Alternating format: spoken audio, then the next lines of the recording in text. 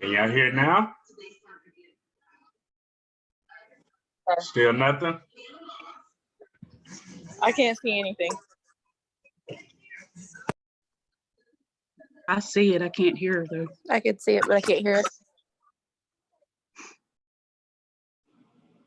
Everybody always thinks they're losing their hair. Right. Like everybody. Like everyone comes in and it's just like, oh my God, I my can hair hear is it now. very shedding. Yeah, we can hear it now. Okay. You know, and so We just want to get into the details and about, hair loss and hair thinning. Yeah. But first, let's give the crown of the week to it goes to Mary Bennett, and her Instagram name is @Miss Naturally Mary. She had you want to tell us what she had? She looked like she had, I mean, I may be wrong, but from the looks of it, she looked like she had maybe a twist out or something like that, or she did some Bantu knots and then she just let it out and just looked super fly. Right, We the saw it on picture, Insta. yeah. So, yeah. Shout out to you, girl. You looking fly up there on Instagram. All right, so let's get to it. So what is hair loss? Like, explain hair loss. Okay, so hair loss is a scalp issue. So hair loss is like the reduction in the number of the hair attached to your scalp. Yeah, exactly. Right. So there are some factors responsible for the hair loss, which could be genetics. Genetics has a major role to play. And also hormones. Yep. A lot of people don't realize that it could, like, there's so many different things that can play a role into hair loss. And we're not talking about, that like when you comb your hair, you're seeing like strands in your hair, because that's normal. Yeah. You're supposed to shed about 50 to 100 strands a day, I tell people. Right. And if you've had a protective style, or if you had your hair in braids or a ponytail for a couple of days and you take it down, if you haven't you're going to shed a lot. You're going to shed, because that's all the hair that should have came out. Right. But also, and that's normal. Also, hair loss can be like a mechanical, which could be a protective style. Right. So having a protective style that's going to be pulling on your edges could cause hair loss. Exactly. Right. And tension alopecia, which is, why you lose your hair and in your edges and stuff like that. It could be stress. Right. Stress can contribute, or new medication. Right. Diet changes. Right. Because let me tell you, when I got sick, I had to cut all my hair off because like my hair was totally, because I was lacking nutrients. So, and I could totally see the difference in my hair. Right. And I was just like, you know what? No, this hair is not well, so I'm gonna cut it off. Right. Yeah. And then and then we said hormones too, could play when people have babies. Right. And they come in and they, have all this hair lost around their edges, and it's because the hormone shifts and the change in your body. Right. Exactly. And like we said, also like protective styles, like everybody's not a candidate for a protective style. Say that again. Everyone is not a candidate for a protective style. Right. And let me just get into it. And there's like me, I can't go with a protective style for more than, I'm just like a Cancer and just extra. But I won't leave a protective style more than 2 weeks. Right. And then other people, like, because I have thinner hair. Yeah, her hair is very fine. I mean, it looks very dense, but that's just a lot of and it's fooling, to a lot of people because it looks so big and dense, but she actually has really fine hair. Right. I just have a lot of fine hair. She has a lot of fine hair. Right. Exactly. Especially when it's curly, it just looks like it's, Yeah. So, like I said, everyone is not a candidate for, like, including myself, so you just have to know your hair, get to know, what comes out of your head. Exactly. Right. Yeah. Learn your hair, people. Right. And then we have hair thinning. Right. Which deals with the mass of hair that you have in your hair. Like that goes in, along the lines of density. Right. And that comes with like with aging. With aging. Like you're gonna see, like if you're like you're putting your hair in a ponytail, like it's gonna be thinner than normal, and like that's like more with age as opposed to, the hair loss. Exactly. Right, and also due to like using chemicals in your hair, like hair dyes or relaxers. Right. Any kind of chemical can thin your hair. Exactly, and chemicals used incorrectly, especially relaxers. I mean, they're softening that cuticle and breaking bonds, so that can really contribute to the scalp. Yeah, to thinning. So, and with age, and there's things. So, what we should do about certain things, like what we should do about hair thinning. Well, I believe like you should obviously consult with a dermatologist. Like if you're experiencing hair thinning, like always consult with a dermatologist and see, like, get a physical and see what's going on inside, because diet is everything. Diet is such a major. You see it, like if your skin is acting a little crazy, you're breaking out, it could be from hormones, it can be from, your diet, Exactly. so that hormonal imbalance comes from diet, right? And like we said, the stress factors and all that stuff. Exactly. But the main factor here is diet. Yeah, right. So just just consult your dermatologist if you experience these things, and there, and then, there might be some supplements that you can add to your diet, biotin, a multi, and all of that. So. Right. And obviously, like I believe, I'm a strong believer in getting all, like, your nutrients from your fruits and vegetables. Right. And plants. Right. Well, vegetables, yeah. Fruits and vegetables. Keep a good diet, guys. Yeah. Super important. Yeah, you'll see the difference in your hair and in your skin. And your nails. Yep. And your gut. Yep.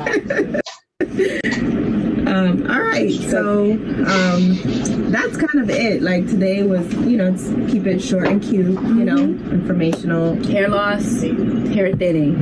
Okay, there's a difference. So, and just make sure that you're not freaking out when you see a little bit of hair in the comb, because that is normal. Right. Yeah. All right, so someone slipped into our DMs. Yes, and what did they say, Donna? So Kelly from New York said, my coworker who is Nigerian is always touching my hair. Oh, Lord. How should I react? Don't touch my hair. So if it was you, Soy, how would you react? How would you have reacted? Ratchet soy or like Ratchet soy? Nobody wants to hear like professional soy. Ratchet soy. We're not gonna bring ratchet soy out. I'm gonna be professional. No, ratchet soy. Come on. Swing one at home. Why are you touching my hair? No, seriously, some things I think are just cultural. Like, people don't know. Like, they just don't know that or they, like, I just touched your hair. You know what I mean? Like, or maybe they just feel comfortable enough to do that. Right. But, I don't know. Like, I think she should just talk to her and be like, girl, it just makes me kind of feel uncomfortable that, you all up in my hair like that. You would say that? No. But that's what you were doing. I have a hard time telling people stuff like that. Like, I'll just probably let Shorty rock on. Right. With that thing, she really likes to touch my hair. Right. But I don't know. I guess, or just maybe pull away, maybe give her a hint. Right. And then she'll get a cue of like I'm a bit sensitive, Right. Or do it playfully, like, girl, I just shampooed my hair, like, you messing up my style. And then she'll probably, get the memo. Oh no, don't mess up my style. Right, don't mess up my style, or come on, like, I just shampooed my hair or something. Right. Yeah. But I would honestly, how would you do? I would take it as a compliment. Because she's like obviously like infatuated with my hair and wants to touch it. Mm-hmm. Some people like feel that like admire some other people's hair, so I would take it as a compliment. Yeah, some people just You real know? touchy-feely. Right, and I like that's like, you know, if you're pregnant and people are like, oh, you know, let me touch your stomach, like that's something that you shouldn't touch everybody's stomach, you know, like Maybe she feels close to old girl. right, exactly. I mean, well, I guess, but even But if it's a some- stranger though, right, like exactly. come on now, you know, like don't touch my hair, like chill. You know, but You can't people, just come people to- always like, you know, like tell me like, oh my god, like, you know, like I'm like, you want to touch it here, Phil, you know? Yeah, but you offered, but like Right, people can't I just be guess. coming up to a stranger like you don't know where they've been. They could have been just Right. scratching in their ass. Like right, who true. knows? They just came out the bathroom, they Right. washed their hands. Right. You know, shitty booty hands. Trash talk.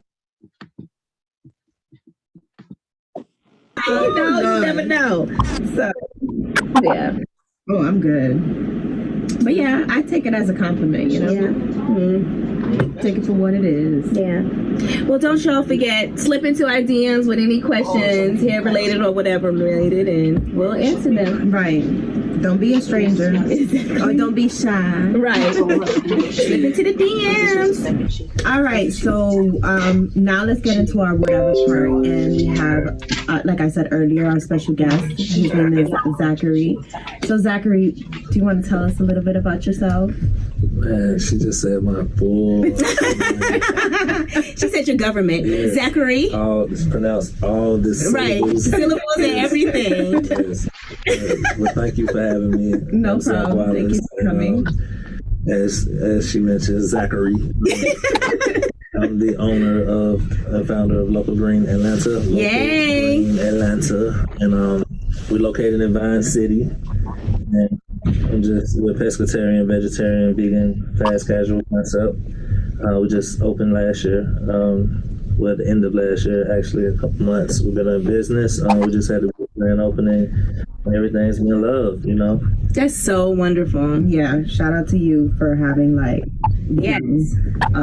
green, like Eating healthy. This Right. is like one of my favorite topics. Like I was just saying, like before the show started, like how I've been on this like since my 20s, as far as like just eating healthy and eating clean and vegan. I've been a vegan. I've been a vegetarian. You know, so now I'm back vegetarian. So we appreciate more restaurants doing this and Right. moving, you know, towards this and healthy living, especially in, you know, the hood, quote unquote, the hood, Right, you know. right. So, It is good. You know, we don't like to say that. Right. Those elements is no lack of things, certain communities that's Yeah. considered the hood. It's and just, how is that going it's for you going now? well. It's going well because of all the revitalization that's going on. You know, so Mm-hmm. it's like a lot of people are coming. We're like a destination spot. You know, people coming down memory lane. You know, going to check out Local Green. Like, let's see what this is about. The curiosity is driving them in, and they're coming in, and then they're getting pleased, and then they're coming back.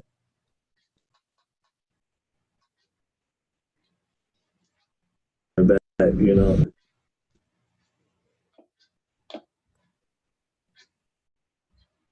And so the love has been there. The elements, you know, you have your occasional, your panhandlers, you know, Yeah. solicitors, you have, Right. you know, that kind of thing, crack sidewalks and things like that. You I know, call watch that yourself. texture. It is. Just adds a little bit of texture to the neighborhood. It is. That's what it is. It's texture, You know? right? Yeah. You know?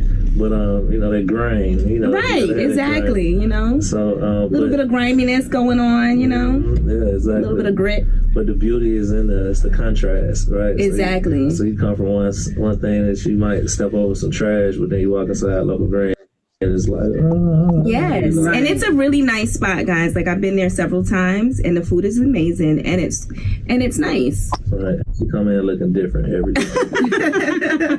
It's like, So he didn't even notice me today. Yeah, no, for real. No, don't talk about it. We came in the glasses. You had the big, not gonna cry glasses. Right. that's soy. I keep them on the toes, Yeah, so it be looking to give you different looks every time. Yes, Serving. Okay. Serving. Y'all crazy. So tell us, why did you start Local Green Atlanta? I started it out of a need well, it's a few reasons, but my main reason was I always have to be doing something I really believe in. You know, and the older I get, the more prevalent it becomes. It's like it's just like I'm like, all right, what's my next thing? I gotta be moving with purpose. I gotta leave a legacy. You know what I mean? I had this dream or this vision of one day having something named after my last name for my kids to be like, you know, feel proud about, whether that's a street, a gym, a library. I don't know what it's gonna be, but I just had this thing, this part of the desire. And after 2013, about, you know, a little over 5 years ago, I was like, you know, like I got to dream bigger. All my childish dreams that fueled me through life, I had met all of them, and I was like, I'm just out there existing. You know, I didn't have anything. Everything I believed in as a child, you know, from having money to just, you know, all the material gains and, you know, the fleshly things. I really realized that's what it was, and I'm like, okay, so all this money got me to this point to see that this point was just selfish, you know what I mean? And I was like, I need to do something. It wasn't in substance. It wasn't any substance, really. Right. You know, I had meaningful relationships. I mean, music. You said, what was I doing then? Yeah, what were you doing before? Okay. What industry, like, what led you? Music industry, you know. Okay. You know, songwriter, producer. Oh, and, I never knew that. Yeah, absolutely, 100%. So, after a 15-year success in that industry, you know, everything with that, you know, the multi-platinum albums, I co-wrote Goodies, Sierra, co-wrote Turning Me On with Carrie Hilson, down to Jeezy, Bang. Right. You've been out here. Yeah, them Boys in the Hood, Nelly, Slim Thug, Fantasia, you know, Lloyd, Get It Shouted, stuff like that. But after having that type of, you know, journey and getting to the point where I just saw, like, everything I want to do, everything I wanted to inspire to do just was all about me. It was all about self-glorification. Like, nobody, I couldn't share this with my family. I couldn't share it with my pastor. I couldn't share it with... Right, like you can't pass that down. Unless they are, like, you know, given that, like they're talented like you. Yeah, you know, or they're in the industry, right, or whatever. Exactly. So it was one of those things, not genetic either. Right. You know, not real. Their talent is a little different. It's not like LeBron James and his son. You know, they all gonna be 6'5". No, it's not like that. You know? I mean, but even LeBron's son, I don't think, you know, he that's might not be as talented. Exactly. Right? That's like a huge name to fill. You know. Exactly. So I had this huge need to fill that void, and I was like, it's got to be impactful, and it's not for me. It's for, you know, just for my people. You know what I mean? And, you know, God gave me this vision. You know, and then couple that with, he didn't give me this vision directly. He told me to be of service. So I started this concept called Heal the Swats, and Heal the Swats was just about, you know, drawing our people to our families. Our family. It was a family goal, family targeted, you know, goal, right? And it was going to be to an event for people, grandparents, you know, and just like children. A family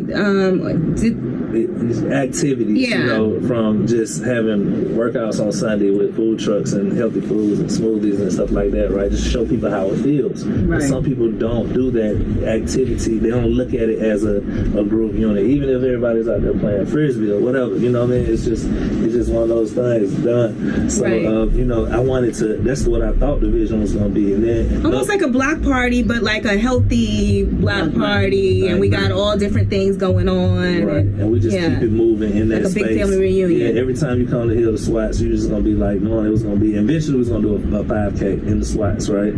So what happened was one of my friends who was, you know, on the board.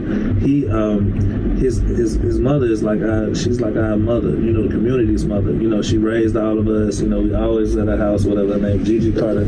She's 67 years old, and she found out she had cancer. And when she was diagnosed with this, all this was happening. So he's fighting that, coming to the meetings, fighting that, going to the events, you know, doing all these different things. It's like in updates, it's like your feelings just all over the place, roller coaster of emotions. And, you know, down to one day we canceled the event because she had a situation or something that she went down and they brought her back, and she did an actual commercial for our Instagram page and was like, you know, basically telling everybody, you know, y'all need to support this from her hospital bed, right? Oh, wow. You know, and then, you know, we went on to do the event. A week later, she dies, right? Wow. So when she died, I knew it wasn't just about, we couldn't just wait on getting people to, you know, spoon feed this. You know, we couldn't just work out our way to this. It needed to be something more direct, more impactful. And I was like, we got to get to the food. Yeah. So I was really on. That's the source. That's the source. That's where it's coming That's from. where it's We coming eating our from. disease, right? Yeah, You know, and I really believe that. We eating these diseases. Yeah. What's going on with black people? It's What's going on with urban dis-ease. people? Yes, dis-ease, exactly. And we are doing this, and we don't want to talk about it. It's taboo to talk about it because think about it. In most religions, it's all centered around food, right? You have overeating, obesity, and a lot of the religious spaces. You know, so at the church. That's so true. Right? You know, like the plates, like, you know, me and my mother would talk about it a lot. Like, you know, she goes to a Baptist, like a traditional Baptist church, and it's just, you know, centered around food, and it's just like, I mean, the plates, you know, that they have there is just like all this unhealthy things, you know. Right. This is based on love and not facts. Right. Yeah. Because we don't have the facts. The facts is this stuff is killing us. The facts is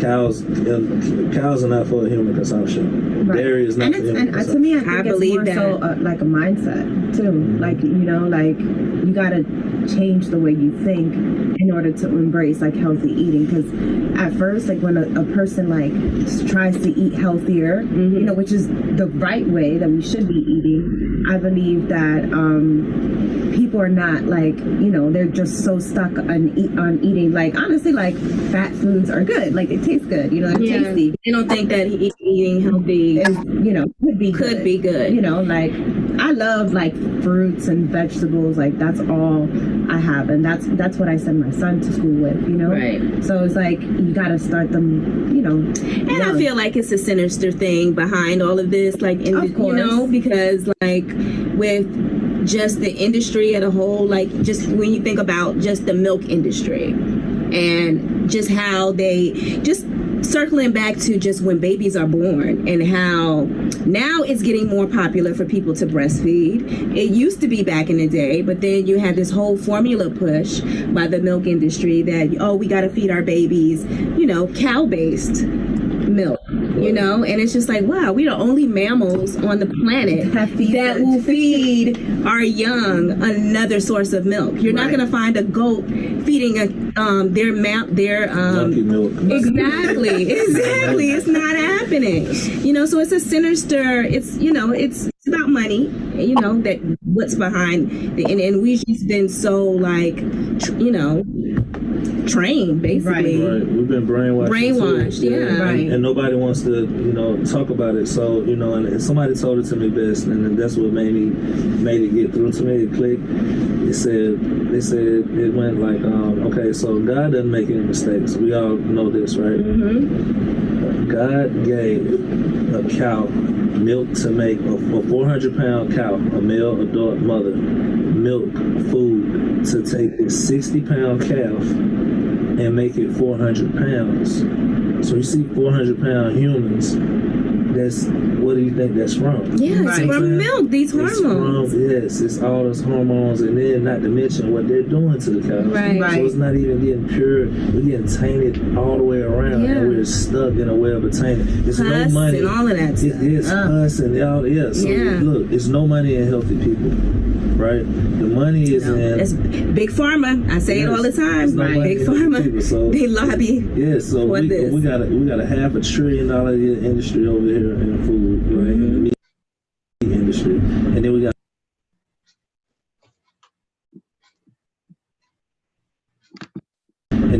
another $500 billion a year industry.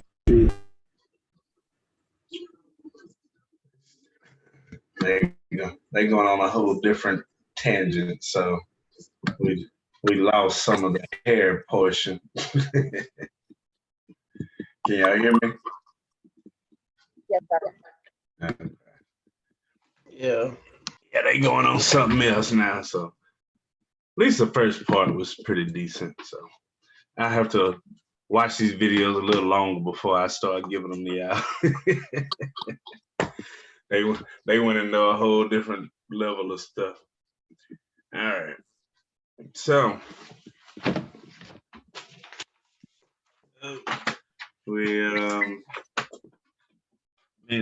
the reason I've been showing y'all so much about hair thinning and hair loss is because that's going to be a major part of everything that you can do beyond just what everybody else is doing. It's a big industry and it's a big opportunity to grow. I don't know what I did with my pen, but to definitely take a different part of the industry and make it your own. So definitely I'm gonna keep looking for different videos to kind of show you all those different things because that's a huge opportunity, you know, women and men, both ways, both sides, because you know, as we get older, we're gonna lose hair. So what you want to do is look at the opportunities that you have and what you can help with to deal with those individuals on a case-by-case basis. All right. So one of the things we do have to look at are disorders of the hair. There are some disorders that we can work on. There are some disorders that we can deal with. You know, again, we don't diagnose, but you know, if you see it's something that you can work with, then that's fine, and you can work with those. Abnormal hair loss is an unwanted side effect of chemotherapy or radiation cancer treatments. So sometimes you just have to look good, feel better, and this is free. It's a national public service program that teaches beauty techniques to women with cancer, helping them to boost their self-image and camouflage their hair loss. The program is open to all women cancer patients actively undergoing treatment for cancer. Each year, approximately 30,000 women participate in LGFB, which is a group session, and more than 200,000 women have been served by the organization since it was founded. So, you know, that's a whole nother realm you can look at those cancer patients, because not only are you dealing with cancer, which is in and of itself traumatic, but then because of chemotherapy, now you're losing your hair as well. So it's almost like a double blow. So, you know, that's a whole different realm you can look at that a lot of people don't look at. And I've done it before. I've styled wigs. I hadn't made any yet, but I've styled a number of the wigs of cancer patients and things like that. So those are things you can look at beyond, again, just your normal services. The following disorders of the hair range from the commonplace all the way to the particularly troublesome, to those that are far more unusual and distressing. The first one is Keneshes. This is the technical name for gray hair. So if you ever, you know, just want to use the technical name for gray hair, I always say unpigmented hair myself, because people get testy about you saying they got gray hair sometimes. But Keneshes is the actual technical name for gray hair. They result from the loss of the hair's natural melanin pigment. Other than the absence of pigment, gray hair is exactly the same as pigmented hair. There are two types of Keneshes. One is congenital and one is acquired. Congenital means that it exists at or before birth. It occurs in some albinos who were born without pigment in their skin, hair, eyes, and occasionally in individuals with normal hair. A patchy type of congenital kinesias may develop either slowly or rapidly depending on the type of the condition. So anytime you hear congenital, this is something you were born with. This was something that happened before birth or at birth. So congenital kinesias is at birth. Then you have acquired kinesias, which develops with age and is a result of genetics. Although genetics is also responsible for premature kinesias, acquired kinesias may develop due to prolonged anxiety or illness. This is where we ourselves can't keep stressing over stuff. I know that this is a stressful time because of stuff that's going on around us, but also these are conversations that we have to have with our client to let them know that stress can really take a toll on your hair, on your skin, and on your nails. So we have to try to present a calming environment. Again, our technical skills are super important, but our soft skills are just as important. Being able to create an experience that hopefully your clients feel like they can't get anywhere else but with you. So all of these things run together when we get to business side of things, because our money comes more than just from what we can do with our hands. A lot of it comes from what we converse, have these conversations, our mind, our ability to articulate what it is that our clients need, and hopefully fulfilling some of their desires when it comes to an experience when dealing with us. The next one is ringed hair. Ringed hair is a variety of kinesias characterized by alternating bands of gray and pigmented hair throughout the length of the hair strand. So on an individual hair strand, you might see it being unpigmented, then pigment, unpigmented, pigment. And we're not talking about salt and pepper hair. We're talking about like in the same strand. You got some hair with no color, some hair with color, some hair with no color, some hair with color. So that's called ringed hair. So that's another condition that we might run into with some of our clientele. The next one is hypertrichosis or trichosis. It's also called as hirsutis. This is a condition of abnormal hair growth. It is characterized by the growth of terminal hair in areas of the body that normally grow only vellus hair. Mustache or light beard on women is an example of hypertrichosis.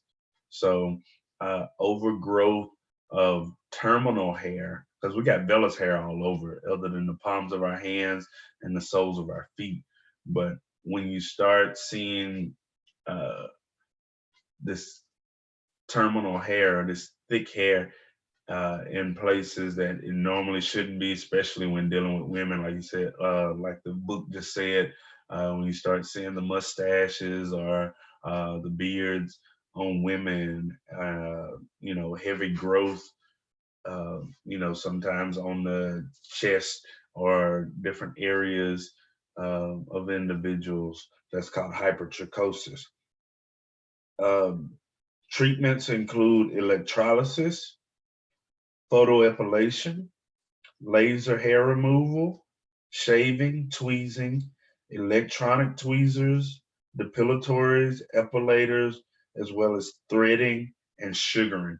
So there are a number of different treatments that we can offer to individuals, but we got to be trained on how to do those. We probably out of those ones I named, we probably deal a little bit with depilatories and tweezing. But how many of us have looked into electrolysis, photoepilation, laser hair removal? What's sugaring? It's actually it's a process of using the sugar and just with, you know how rough a grain sugar is, it'll do the same thing to hair and it'll break hair down. So it's kind of like it's similar to waxing. But you melt the sugar or something? You melt the sugar? It's already in a form to where it's almost like exfoliation. When we exfoliate our skin, we're using the rough grains of whatever substance we're using to remove layers of dead skin. It's doing the same thing with hair, and sugar is so rough a grain to where it'll do the same thing with hair as far as hair removal. Okay. But these are all different avenues that you can offer. Huh? Sugaring gentle. I've heard it. You broke up. What did you say? Is the sugaring gentler on the skin? I've heard it. It can be if done properly. It can be a treatment as well as a hair removal, because the sugar itself has some beneficial effects to the skin, so it can be, but again, done properly.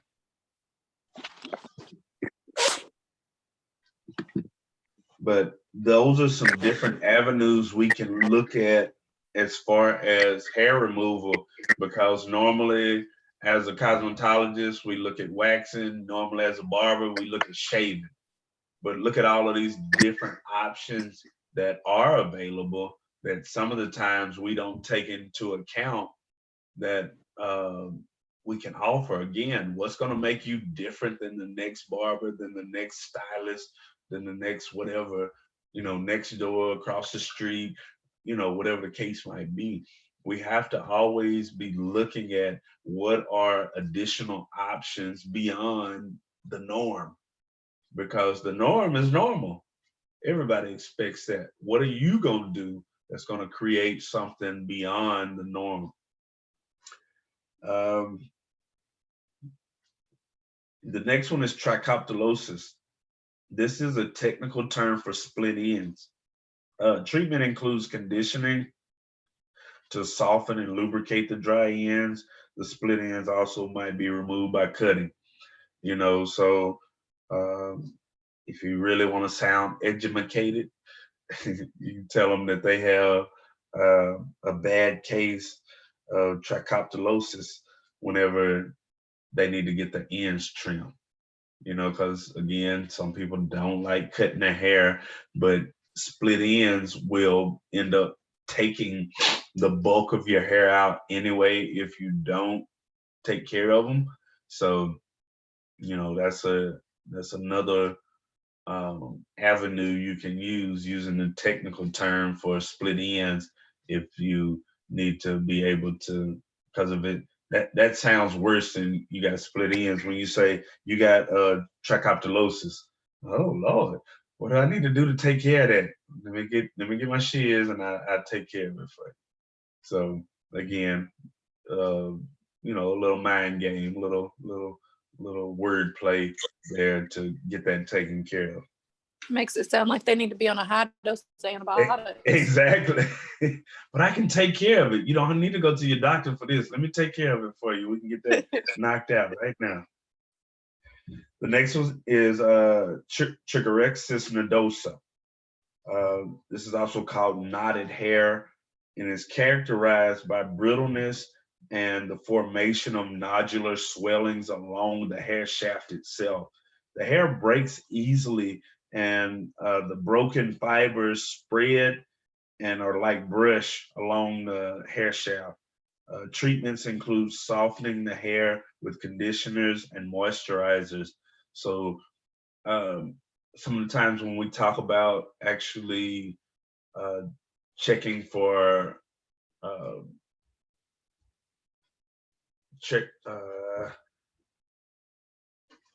hair and skin analysis, moisture, what's that one?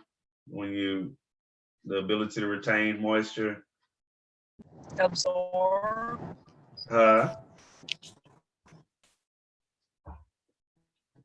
What is it?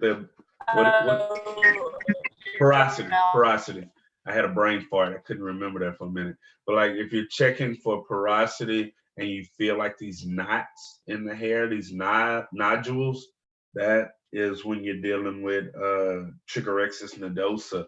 They'll actually feel like little knots in one individual hair strand. It'll be like little bulbs along the hair strand itself. And those in between the bulbs some of the time gets really weak, and it can cause excessive allow for brokenness of the hair. So that's Trichorexis nodosa. Monolithics, this is the technical term for beaded hair. The hair breaks easily between the beads and the nodes. Treatments include hair and scalp conditioning. The same thing, these nodules in the hair itself.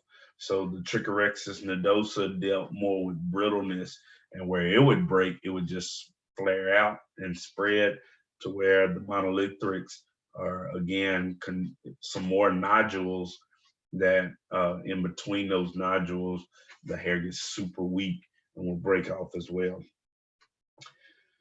The next one is fragilis cranium. This is the technical term for brittle hair. The hair may split at any part of their length, and the treatments include hair and scalp conditioning.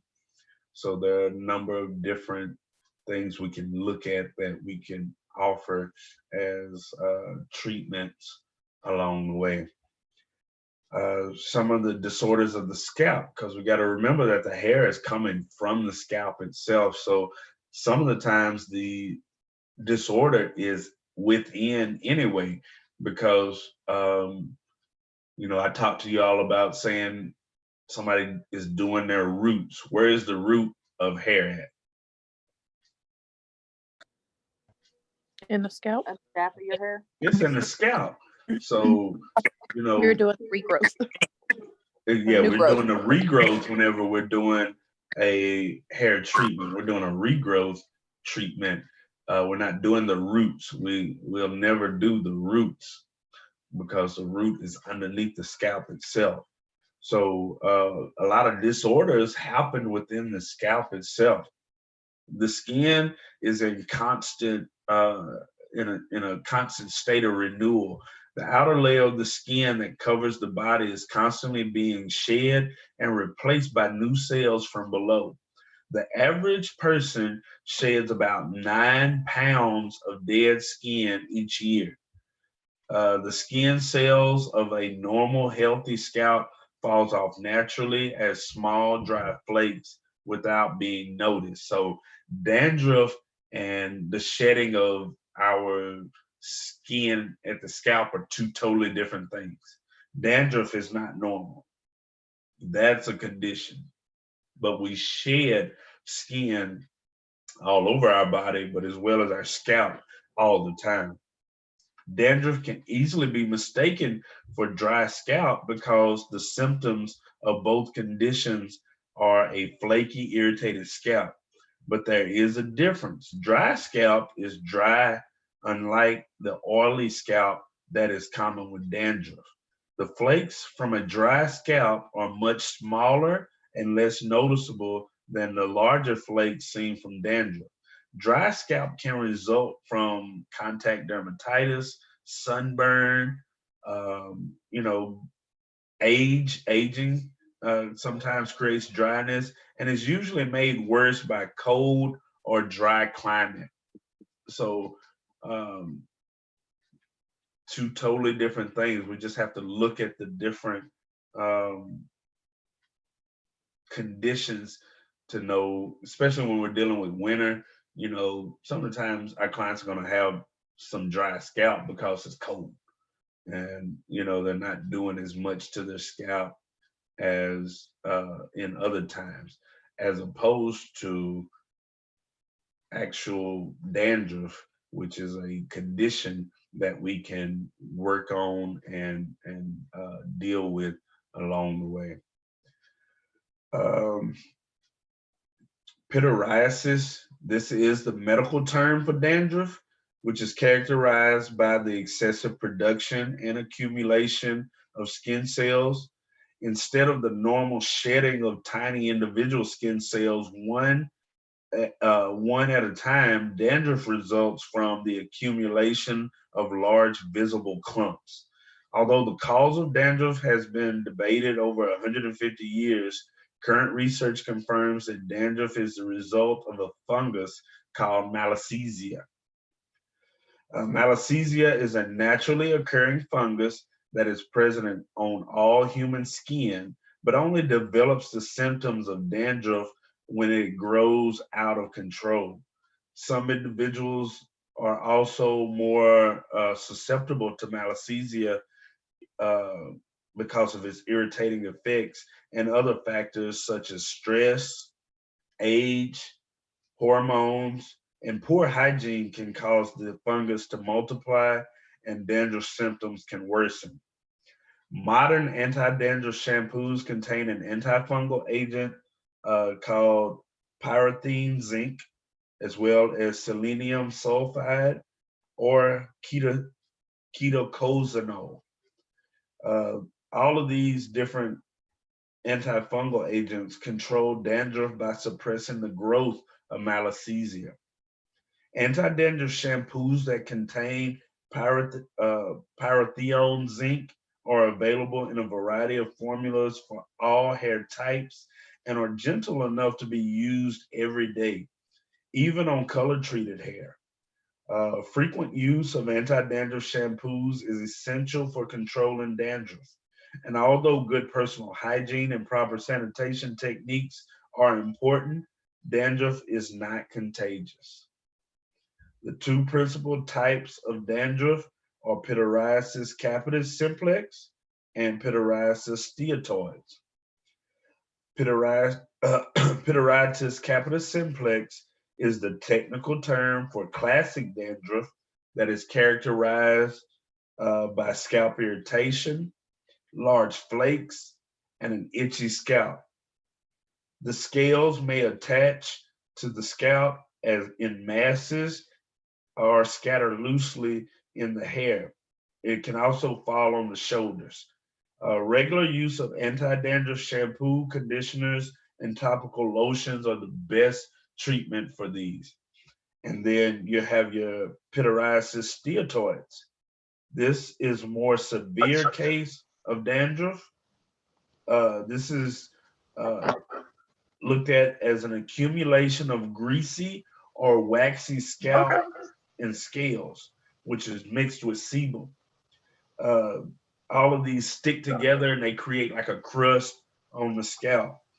When accompanied with redness and inflammation, the medical term is seborrheic dermatitis. Occasionally, seborrheic dermatitis can also be found in the eyebrows as well as the beard. A client with this condition should be referred to a physician. All right, well, we'll pick up from there. We'll start talking about tinea, which is ringworm. We'll start talking about the different types of tinea all the way into scabies. So we're going to continue with some of the disorders a little bit later. So any questions or comments about today's lesson? All right, so let me do our roll call to make sure I got everybody. So I see Courtney, I see Angelica, I see Miss Brandy, Audie, Jocelyn, Sharita, Lena, and Key. Are there any names that I missed?